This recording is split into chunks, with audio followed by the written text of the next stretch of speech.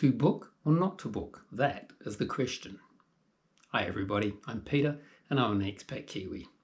Okay, let's get into this from both the pros and the cons of whether or not to book ahead on the Camino. We'll start with the pros. Seems logical. Very good reasons to book ahead: anxiety, health, time frame, and public holidays. I'll break these down shortly. Going into the cons, you've got rigidity, social element, distance, too far or too little basically, and injury. So let's start from the top. As far as the pros are concerned, anxiety is a major. I fully understand that. It's actually really hard for some people to settle in their Camino, or even to actually even think about going if they haven't got at least part of their Camino booked.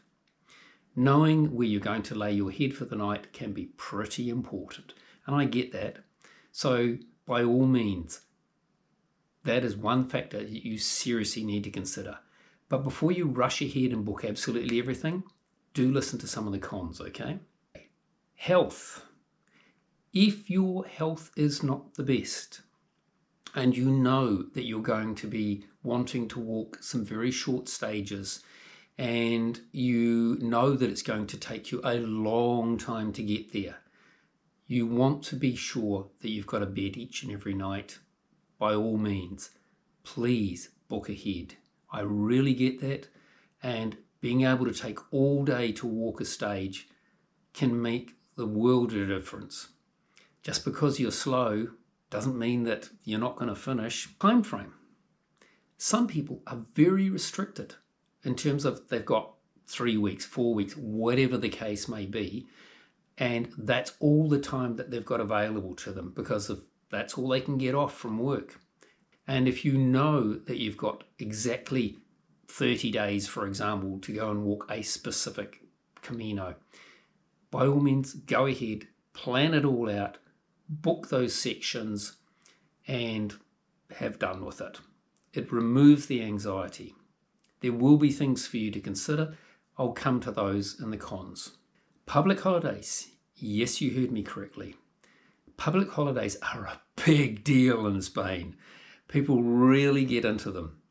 And there are some that are more important than others. Semana Santa is a classic. Semana Santa is the week before Easter, and it is a national holiday. Basically, aside from hotels, restaurants, and so forth, a lot of stuff's closed. Yes, you do have your supermarkets and so forth, but a lot of other businesses just go, you know what, we're closing up shop. So that means that there's going to be a lot more people available to walk. A lot of people go, I am taking that week and I am walking with my family to Santiago. It means that the shorter stretches, so from Syria, the Camino Inglés, from Lugo, the last section of the Portuguese, all of these become much, much busier than normal. It's a big deal. Other public holidays are also greatly affected. The 1st of May, Ascension Day, which was last week. So what's that, middle of May? Things along those lines. And you would think, okay, if it's the end of the week, I get that they would make a long weekend and go and walk. But why is that the case when it's midweek? So, excuse me, my German's creeping in. When it's Wednesday, the middle of the week. Why is that the case? Well, quite simply, they take the long view. I've got the middle of the week off. Why don't I take a couple of days on one side of that or the other? Make a nice long weekend of it and go and walk the 100 Ks to Santiago. Sometimes it actually means that they're actually starting at that time. The other factor, of course, is that if you're in a touristic spot like Pamplona, for example, hello, people are going to go, great, I'll go to Pamplona for the weekend.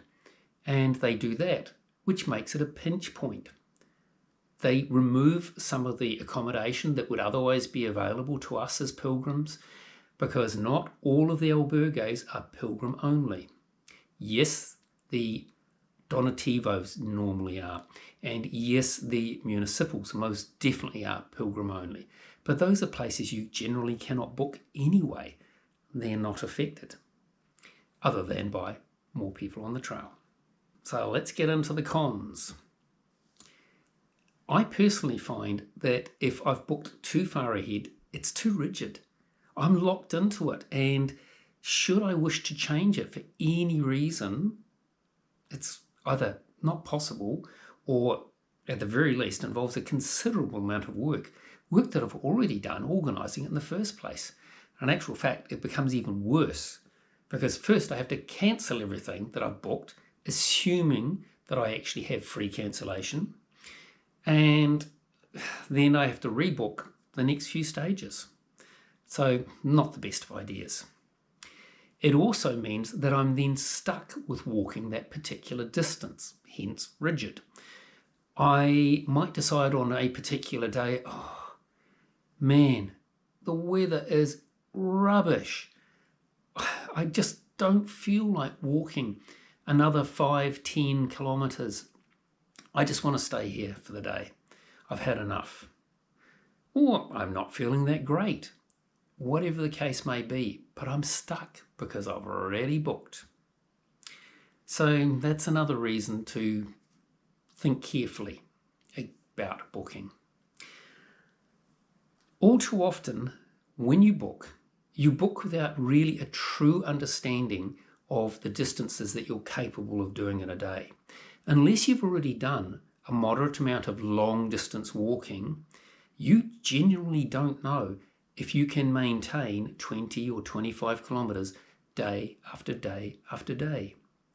I've come across people very often that had booked 5, 6, 7 days and then had a rest day planned, but after 3 days they already had blisters, or they were just absolutely knackered. They hadn't allowed themselves enough time to cope for jet lag, for example.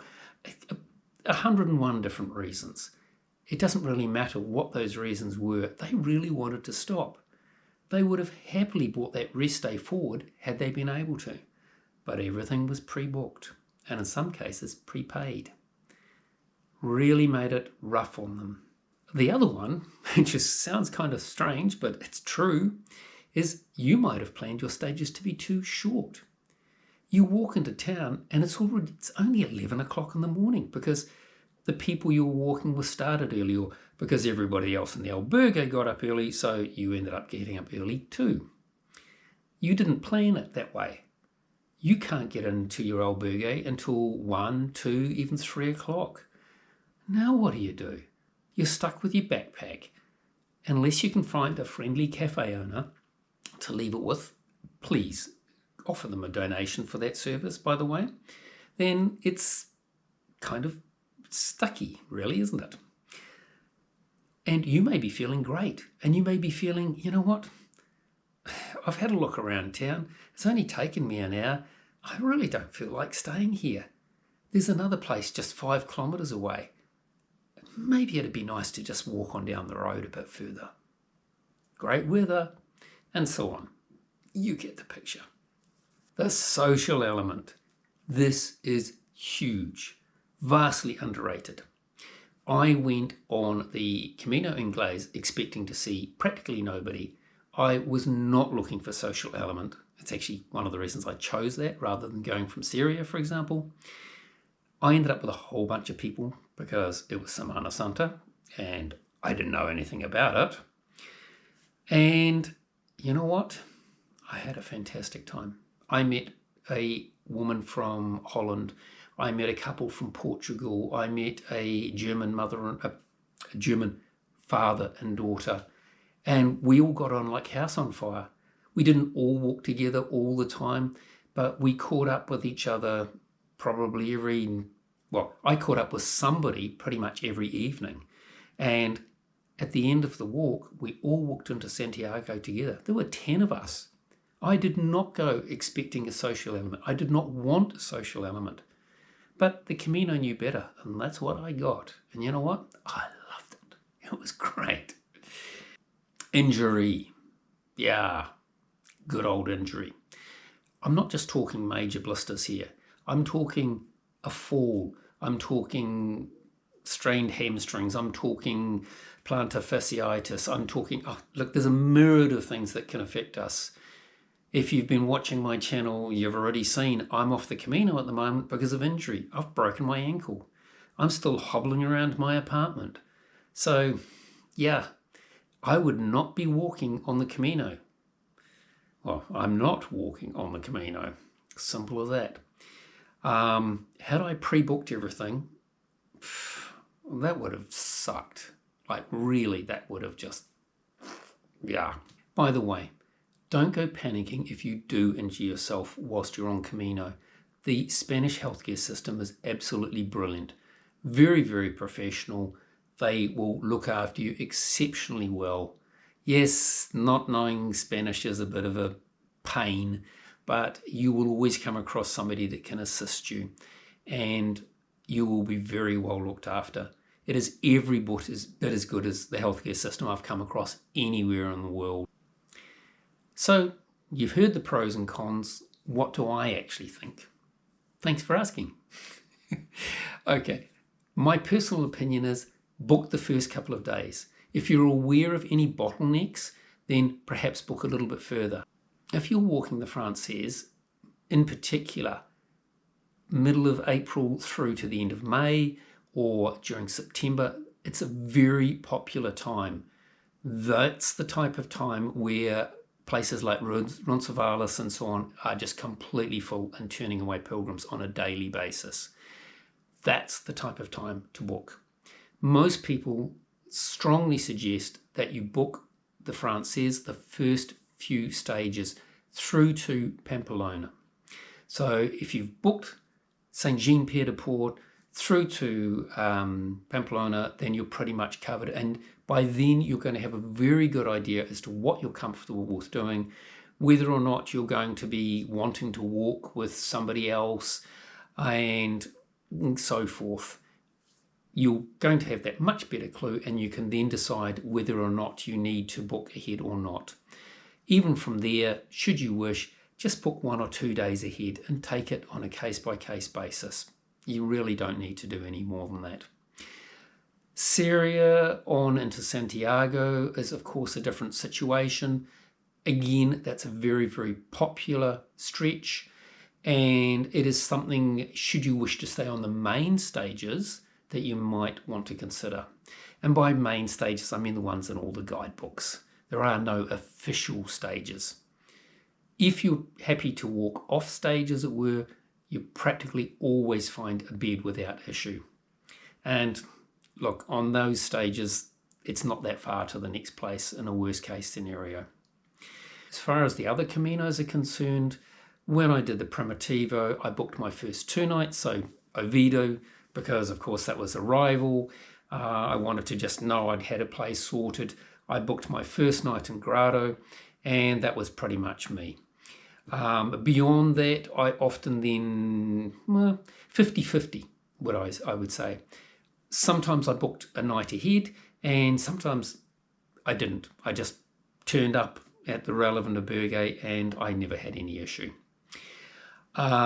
There are, of course, places that you simply cannot book. The public albergues, municipals basically, and most of the Donativos, a handful of private ones you can book, but most of the Donativos you can't book. So the chances of finding a bed in those are very, very high.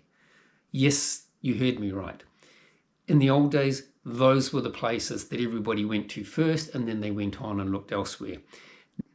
Nowadays, people have gotten into such a flurry about this booking ahead that anything that's on booking.com shows as being booked days, weeks, even months out. It doesn't mean that it actually is. It just means that anything that's on the platform is booked. They may very well have beds should you actually pick up the phone and call, or better yet, send them a WhatsApp. Yep, very popular over here. So that sort of side of things, with the exception of those very popular towns, I personally would just book those first couple of nights, and then if there's a major city and it's going to be a weekend, classic example of the Primitivo is Lugo. I arrived on a weekend, plenty of albergue beds, but I wanted a private room, and the cheaper hotels were already booked out. I still found something on the day on booking.com, sent them a quick message, and within 20 minutes, half an hour, I had confirmation. So yes, it cost me more than I wanted, but hey, it was a great place. So what the heck, right? All right, everybody, I hope that's been of help. I hope you've learned something from it. If there's any particular question you've got, please feel free to drop me a comment below. Take care, everybody. Buen Camino.